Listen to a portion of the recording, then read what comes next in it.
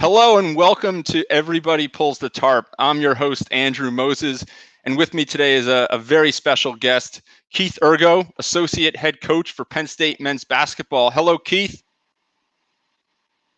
How you doing, Andrew?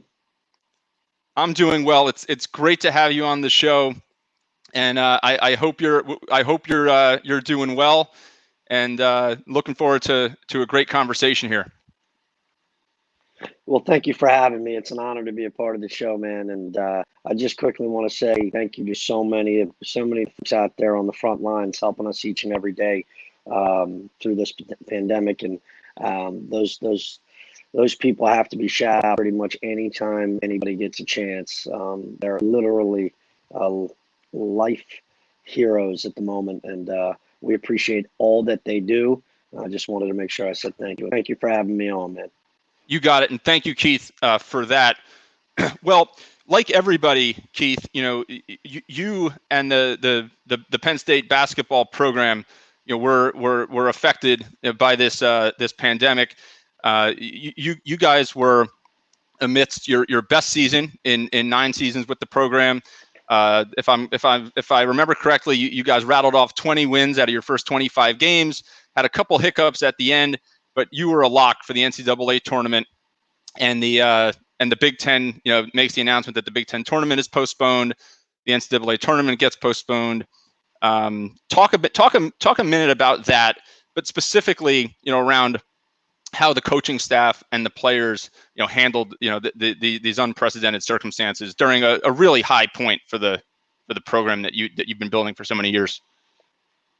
Yeah, you know what? It was unfortunately it was an abrupt end to an historic season. We tied most wins in the history of Penn State men's basketball, and our senior class broke on pretty much every record that existed. 76 wins total in the Big Ten. That was a record for any class. Obviously, Lamar Stevens and Mike Watkins and Grant Hazel, our seniors, and Curtis Jones. We can't thank them enough for what they did for our program. Obviously, we'll get into Lamar, I'm sure, in a little bit, but his legacy will live on forever. And Wednesday night, obviously, when we're playing Indiana, we're live scouting the game against Nebraska, and you could see towards the end, Fred Hoiberg, something wasn't right, and he ends up leaving the bench. And we left shortly thereafter the arena. And when we got back to the hotel, the news had broke that they kind of quarantined, so to speak, both teams in their locker rooms in the arena. And we figured this is a problem, especially if he was taken to the hospital later that night and found to be positive. We figured that was going to be a big deal. We got up the next morning and we went to shoot around. And I got to tell you, it was the most spirited, most energetic, most focused shoot around we had all year. We struggled down the backstretch. We had some injuries, some illness, but we were fully healthy. We had a couple unbelievable days of practice leading up to the big tournament. We had some incredible team meetings. The team had their own players meeting. It was the most focused, most healthy we had been since Michigan State. Wow. Myron Jones was a top 10 scorer in the Big Ten. Had an unbelievable game at Michigan State. It really had a fantastic season up to that point. Michigan State, he had 6 threes. We beat him on the road. He plays fantastic. It's mono. And as a result, he's out for the next almost month. And however, he didn't, so that hurt us a lot. And then Mike was hurt and some things. We were finally healthy. So we have an incredible shoot around that Thursday. But on our way back from the shoot around, we get back to the hotel, and we hear that they pulled, can't remember who was on the court, right after our shoot around. They came on the court to warm up for that 12 noon game. And whoever was on the court, they pulled them off.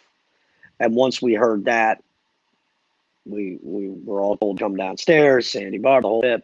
And they kind of informed the team that the Big Ten had decided to cancel the tournament, which some other tournaments and some other leagues had started to do prior to the Big Ten making the announcement. So you figured something wasn't going to be going our way. So the team, we had a meeting, and we were pretty crushed. we were still at that point hoping that it would be figured out and the NCAA tournament would be happening. Sure. I actually had stayed in Indianapolis with my wife and children who drove, and the team flew back. Well, the period of time they went to the airport, they were on their flight. While they were on their flight headed back to State College, the announcement came that the NCAA tournament had been canceled. So unfortunately, when the team landed, they got that news. I was not there, and I think part of me is happy I wasn't there, and a part of me was sad I wasn't there. Because when they got back to the arena from the bus, they all went in the locker room and had another team meeting to kind of cope with the announcement of the NCAA tournament being canceled. So, but obviously, you know, it was an emotional day.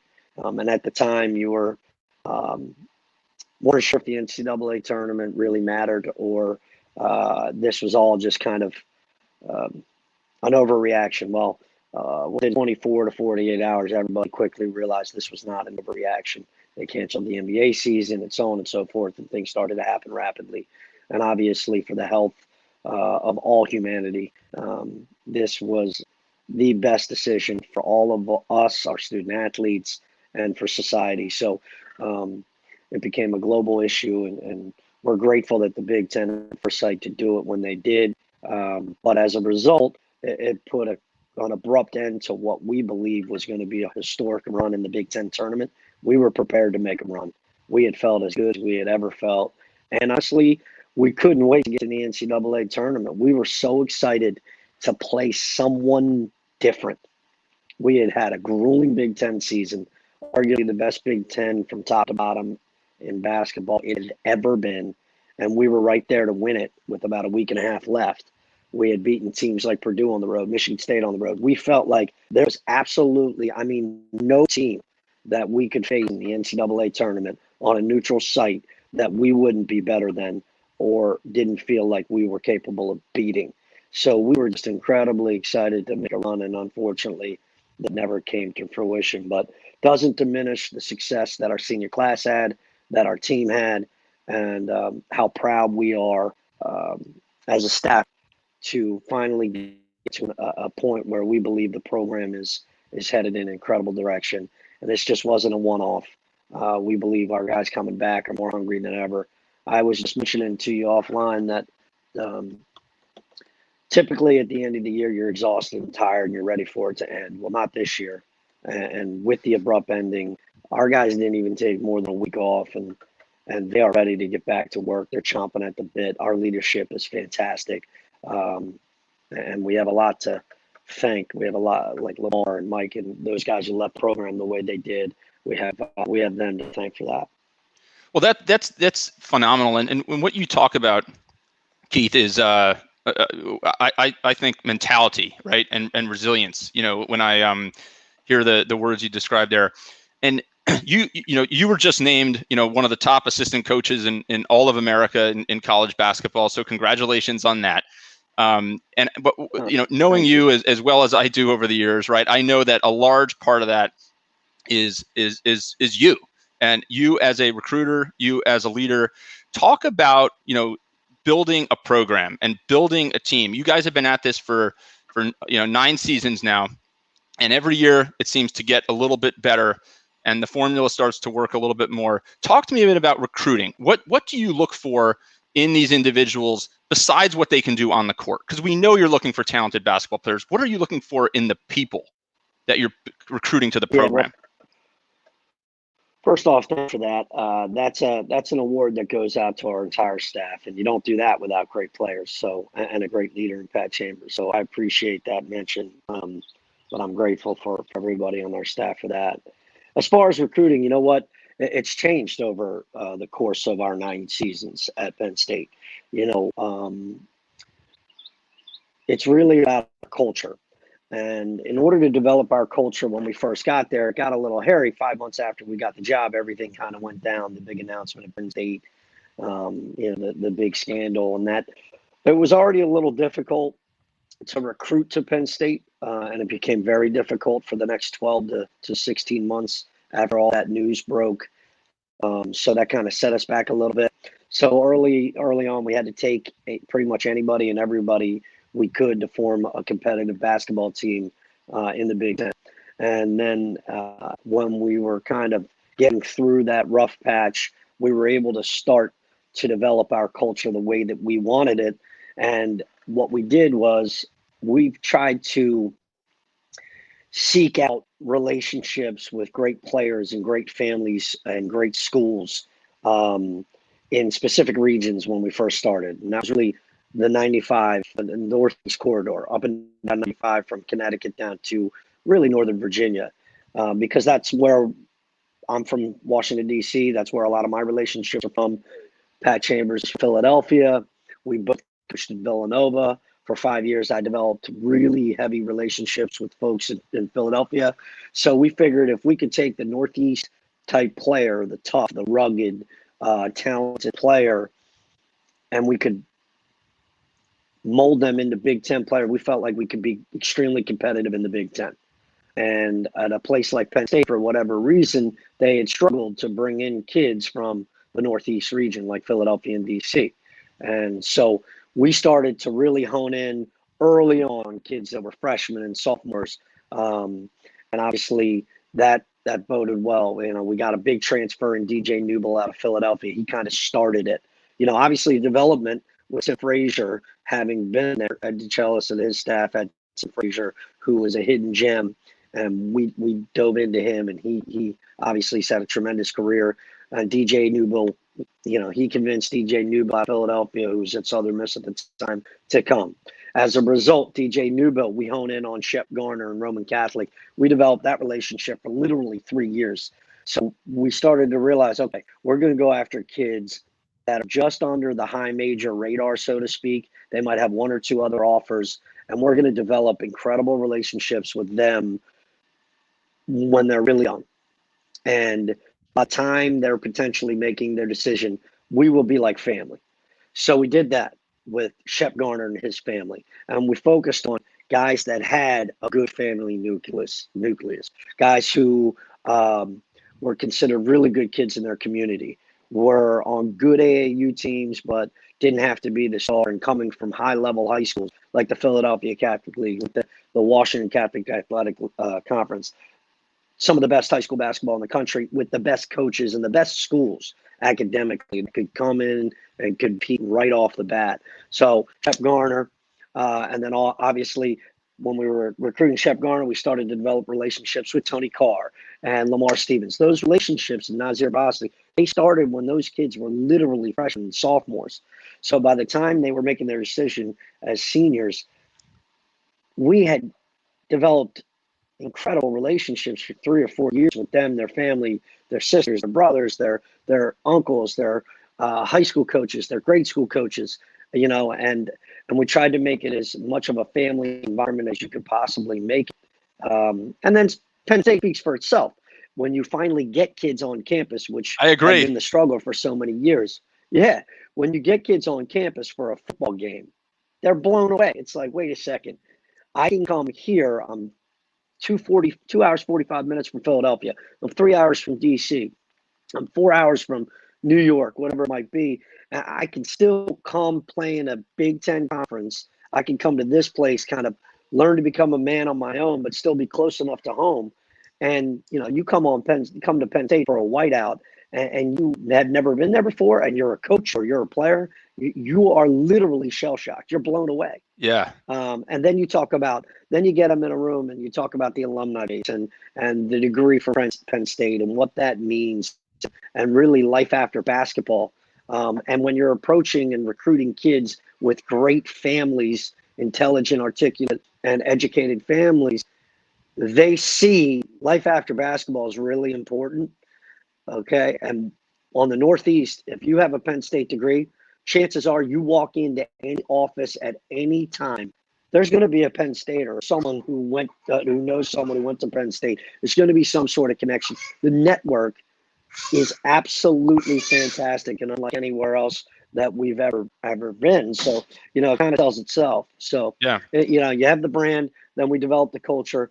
And as a result, we started to you get one, then you get two, and then they help get the third and the fourth, and then you get Tony Carr, Lamar Stevens, and Nazir Basta come in.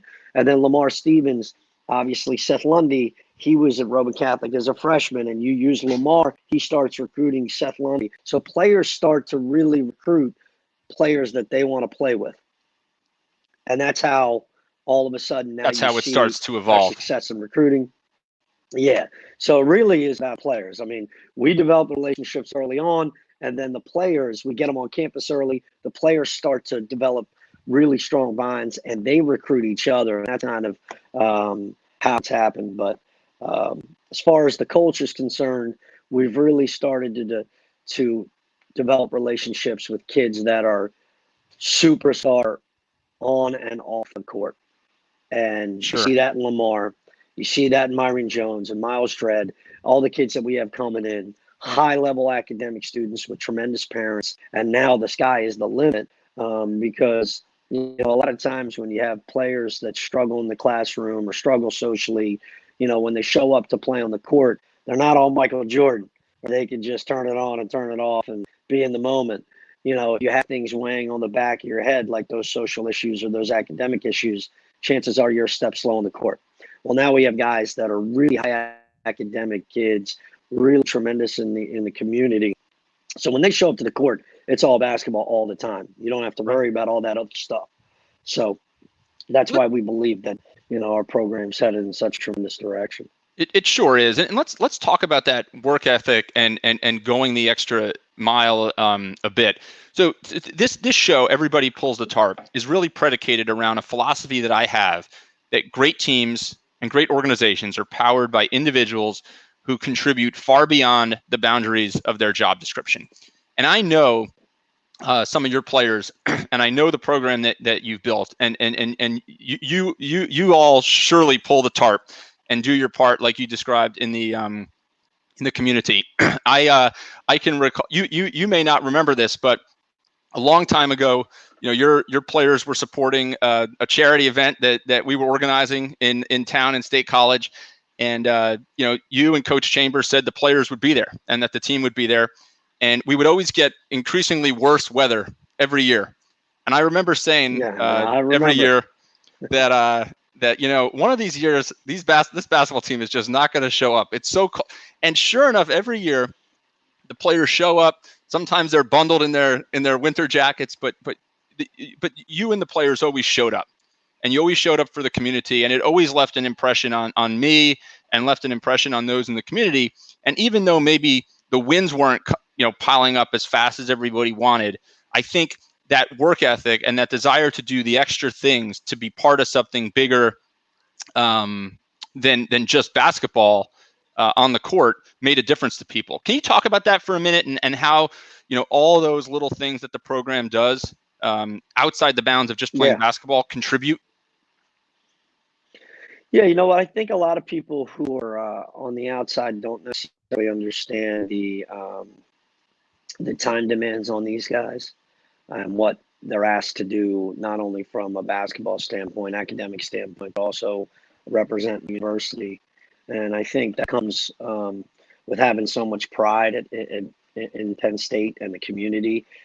State College is a really special place. And obviously, knowing basketball specifically, you got to try to get the community involved. I mean, early on, it really starts with Pat Chambers, obviously.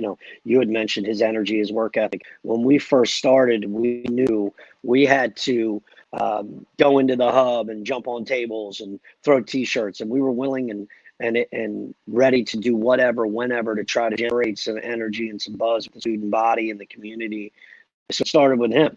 And community engagement is something we talk a lot about with our team, and gratitude, understanding that just because you play a game of basketball, you have the opportunity to give back.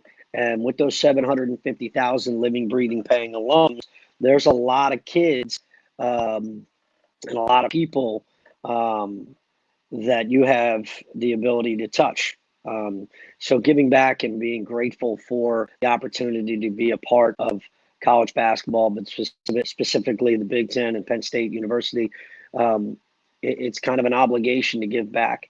But the kids that we started to recruit and have recruited over our time, they embrace it. They absolutely love it. They have incredible pride for their university, and it's pretty simple when you get out into the community and you see the passion and the excitement that these folks have for Penn Staters, let alone Penn State basketball.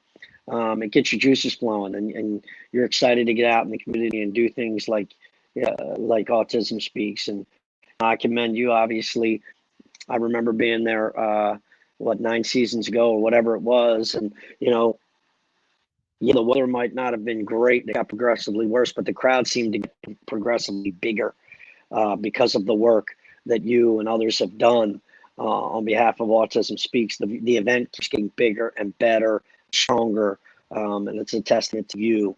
And we're actually thrilled and honored to be a part of such things like that. So pretty simple. And when you develop relationships with players, and you kind of, our job is to try to educate them, not about on the basketball court, but to become great men.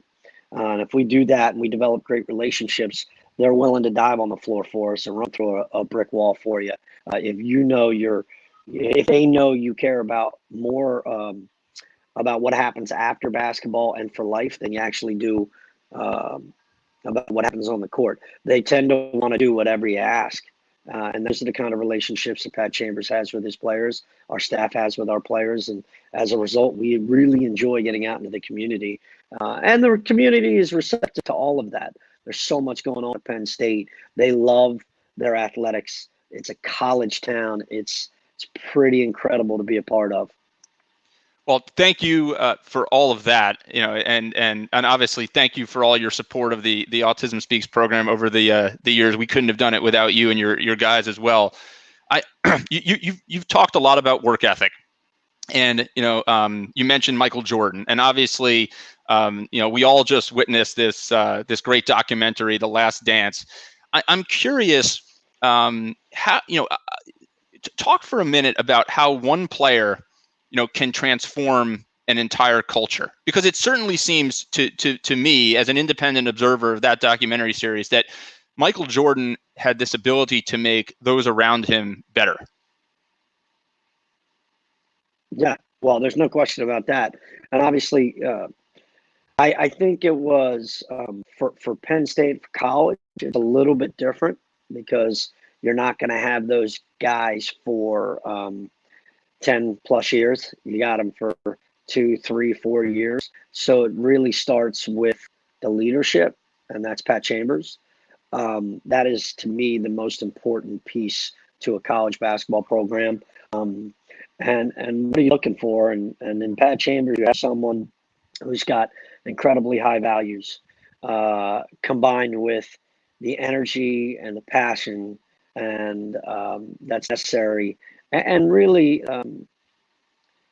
the gift of understanding molding young men is the ability to change, and having the ability to change lives will only it's there's nothing more fulfilling than that, and lifelong relationships. So it really starts with Pat Chambers, and the culture is that having high values, developing strong, authentic relationships with your staff, with everybody in the athletic department, and with your players. And if you develop strong, authentic relationships with your players, all of a sudden, when you're asking them to go through a 3-hour practice and dive on the floor, do charge drills, to literally run through Gatorade coolers. When you're on the road at Minnesota, and our first team in 2011, we went to our shoot around and we rolled the ball off the raised court, and you're saying, we want you to dive head first off the court, get used to it. And without hesitation, Tim Frazier's the first one. He runs, sprints, literally dives head first, goes off into the stands, and we had only been with him a brief time, but he had understood, and he had already developed a relationship with Pat Chambers that I'll do whatever you want me to, because I know you care about me as a human being. I think that's where it starts. And that's why we believe that, we have something that's sustainable for the future. It's not just something we tried to come in and win one year and get out or anything like that. We wanted to build a culture and a program that we believe will be a fixture of the Big Ten for years and years to come. Now, it took a little longer than we had hoped, but we feel like we're finally there. I think, professional sports, yeah, you get one player and it transcends the locker room because, you can sign a long-term deal, 7-10 years. Michael Jordan was, in Chicago for 13 plus, but, in college, it's a little different having guys for 1, 2, 3, 4 years. Obviously you need really high-leveled, high-talented players.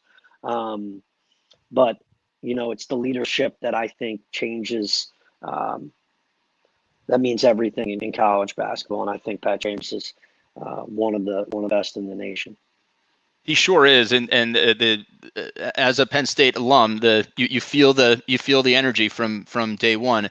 Now, if we flip this a little bit, one of the things I was wondering, watching these stories with Michael Jordan, and obviously it's different, NBA and college basketball, but can the intensity of one player or or a coach, could the intensity ever boil over to be too much that it becomes counterproductive, right? Is there one guy on the team, maybe it's a team captain, who is so intense that it's disrupting the apple cart? Because I was watching Michael Jordan and I'm wondering, okay, maybe this is a group of guys that's receptive to that. But what if there was a group of guys there that wasn't receptive to that? How does that work? And how do you navigate that as a leader? Well, yeah, you know what? I think you have to know your boundaries, and if that's happening every single day, yeah, that's a big problem. But if it's happening every once in a while, and it's just increasing the level of competitiveness and practice, we had a few guys like that, like a kid like Tony Carr, every day in practice, every drill, every scrimmage, it was so competitive with him and Nazir Bostic and Shep Garner and guys that have played together for a while, that they really, sometimes you can just step back as a coach and you kind of let them get into it a little bit, creates a competitive environment. And if it gets to become too much, yeah, you could call it quits for that day, or that drill, whatever it might be. But quite honestly, you have to have that fire. You have to have a little bit of passion. And, you see in the documentary, Steve Kerr had that. He finally stood up to Michael Jordan and fired back. And I think as a result, you saw it change their relationship. He no longer picked on him, and the rest is history. And I think sometimes you need a little bit of competitive fire in practice, whether it has to be started by a coach somehow, or whether or not you got big time players that are going to kind of create that, bring that out of their teammates. But it's definitely necessary, in my opinion, to have a high level basketball program. And it's okay. It's okay to get competitive. It's okay to have, some skirmishes and some scuffles. That means you care, in my opinion. That means you're passionate about what you're doing and you want to be successful, and you're not, just like, I don't really care about this, just walking off the court. Right. You care and you're invested so much time and energy, it means you care. Sometimes it's going to get a little heated. Yeah, it means you care, and people see you care. Yeah, and we call them, it's funny, we call them carefrontations, not confrontations in our program. Interesting. A great term, I think, that Pat Chambers came up with early on. We were talking about how we would hold each other accountable as a staff. We talked about carefrontations. Look, I absolutely love you. I want you to be the best you can be. So this isn't a carefrontation. This isn't a confrontation. This is a carefrontation. I'm going to tell you how I'm going to hold you accountable. I'm going to tell you what I think you need to do, because I absolutely love you and want you to be the best person you can be. And as a result, our team started to do that. Our players started to do that with each other. And when you have teams like this past year and the NIT run towards the back end of that year anyway, that are holding each other accountable without the coaches doing so, and they're having confrontations with one another, that's when you got something brewing, and you finally gotten to the point where the coaches can step back and it's a players run program. And those are definitely the most successful because those are the tightest teams. Wow. What a philosophy. Keith, I really appreciate you taking a few minutes out of your busy schedule to catch up a bit today. Some great insights and look into a program that has tremendous leadership with you, Coach Chambers, and the rest of the staff leading it. Thanks so much for your time today, and stay safe, be well, and hopefully we're back in the Bryce Jordan Center one day soon, cheering you guys on. Take care, my friend. Hey, man, Andrew, thank you very much for having me. Truly an honor. I'd also like to thank all those folks that typically would be at the Bryce Jordan Center. We can't wait to get back to you. The Legion of Blue and all of our incredible fans this past year. And, we're looking forward to getting back on campus, and our guys are working incredibly hard right now. They're ready too. So be prepared for another fantastic season moving forward. And again, thanks so much, Andrew. I really do appreciate you having me on. Thank you for being here. Take care, Keith. Have a great day.